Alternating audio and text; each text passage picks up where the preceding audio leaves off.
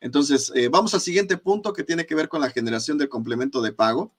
Mientras tanto, recuerda que puedes escribir tus preguntas, escribe tus preguntas en el área de comentarios.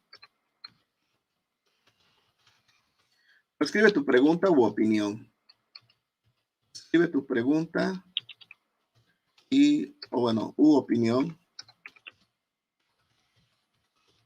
en el área de comentarios, porque bueno, pues ahí es donde puedo ver tus dudas y puedo dar seguimiento a lo que en determinado momento tengas duda en alguno de estos aspectos. Recuerda, escribe tu pregunta u opinión en el área de comentarios. ¿Ok? Bueno, entonces vamos con el siguiente aspecto que debemos de considerar y es la generación ya del complemento de pago como tal, en la cual debemos de ver estos puntos que son importantes. Aquí lo que yo considero que es lo más importante o en lo que debes de prestar mucha atención tiene que ver con la recepción del pago. Esto lo vas a hacer en clientes, control de cuentas por cobrar, recepción de pagos y anticipos. Ahí te digo, como que ha sido el punto en el que he visto que más personas cometen errores porque no se dan el tiempo necesario para poder hacer el llenado correcto de esta información. Por ejemplo, desde la selección del cliente, muchas personas desafortunadamente se equivocan y en lugar de asignarle esa cuenta al cliente que corresponde, que es el que está haciendo el pago, se lo asignan a otra persona. Entonces, esa parte, te digo, obviamente, al generarse de esa manera, pues ya está equivocada, ya es errónea y ese es un problema que se puede evitar siempre y cuando estés atento al llenado de esta sección del sistema en donde en este formulario, vamos a llamarlo así, pues tú vas a ingresar los datos que sean correctos. Afortunadamente el sistema tiene una serie como de candados, donde por ejemplo, si en lugar de poner al cliente 1, que es al que corresponde la recepción del pago, pongo al cliente 5 y ese cliente 5 no tiene crédito, pues obviamente no va a identificar ningún documento. Entonces, por ahí hay ciertas cosas en las cuales el mismo sistema nos protege de cometer algún error que pueda, pues pueda ser un problema más adelante. Entonces, debemos de seleccionar al cliente, luego debemos de indicar la fecha de recepción de pago. Eso es muy importante. Fíjate que de manera predeterminada te aparece la fecha en la que estás emitiendo el documento. Por ejemplo, si yo estuviera haciendo el documento el día de hoy, me aparecería 13 de julio 2023. Y resulta que ese pago o esa fecha fue realizada el día de ayer, el día 10. Entonces debo de prestar mucha atención también en eso porque a veces las personas se confunden y la fecha la dejan tal cual, cuando para el historial, para el llenado del comprobante, ese pago se realizó en una fecha anterior. Entonces es muy importante que nosotros revisemos bien ese aspecto de la fecha para no cometer ese tipo de errores. Ahora, debemos de indicar el documento que se aplicará a la recepción del pago. Entonces ahí ya nosotros podemos hacer esa identificación y de esa manera nosotros podemos pues ya ir relacionando cada uno de esos documentos para la recepción correspondiente. Debemos de colocar también el concepto en el que se recibe el pago, es decir, si fue transferencia, si fue en efectivo, dependiendo de las condiciones en las que se haya realizado, debemos de indicar la referencia de la recepción de pago. Normalmente, bueno, en lo personal yo pongo el mismo documento como en este caso, cuando yo genero un comprobante normalmente o casi siempre es por un documento, pues hago la relación al documento y es en un solo pago.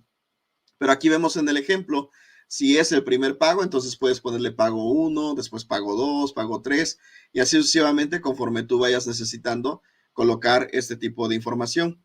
Ahora, te digo, eso es en lo que corresponde al tema del pago. Nada más déjame cambiar aquí a mi celular para que no haya distracciones. Ahí está, ya lo puse en modo avión.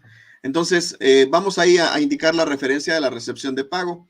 En el monto que se recibe el pago, pues ahí debe de ser la cantidad exacta. El documento te la da de acuerdo al CFDI del cual viene el origen. Sin embargo, tú puedes modificar porque obviamente puede ser que no hayan sido los 6,960 que tenemos ahí, sino que hayan sido 3,000 porque fue en parcialidades o algo así por el estilo. Tú pones el monto y ya con eso queda registrada esa recepción del pago. El siguiente punto que debes de tomar en cuenta, ya que hiciste el registro, es entrar a la generación del complemento para la recepción de pagos. Entonces, por ejemplo, ahí vas a entrar a la ruta de clientes, comprobantes de pago, alta de comprobantes de pago, y ahí es entonces en donde vas a indicarle el documento que aquí puedes observar que dice pago 01, que es la forma en la que se identificó, para que el documento de pago lo agregues ahí y ya se vaya a generar el comprobante. Recuerda que aquí puede ser multidocumento. Aquí tú ya puedes ir agregando todos los documentos que sean necesarios porque en muchas ocasiones en una sola transferencia los clientes terminan pagando varias facturas. Entonces también puede ser ese el caso y tú podrías agregarlo ahí sin ningún inconveniente. Después tenemos la generación ya del complemento para la recepción de pagos. Seguimos en la misma ruta, en donde aquí está remarcado como en color azul la cuenta ordenante. Recuerda que esa cuenta puede cambiar, puede ser, si tu cliente solamente te hace transferencias desde una sola cuenta, pues no vas a tener prácticamente ningún inconveniente.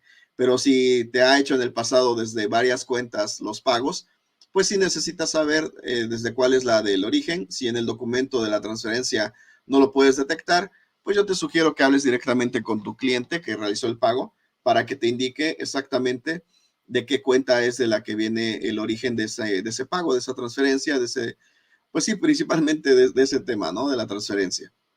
Ahora, en el beneficiario igual, si tú tienes varias cuentas, entonces tú también deberías de cambiar la cuenta en caso de que tengas más de una cuenta y que haya sido recibida en la cuenta que no está en este momento apareciendo en el documento. Tú también ahí podrías modificar ese paso y de esa manera pues ya no cometer ese tipo de errores en cuanto al registro y el documento de pago. Por eso hago mucho hincapié en el tema de que te des el tiempo necesario para hacer este registro de la mejor manera para que no tengas ningún problema al momento de generar ya el comprobante como tal.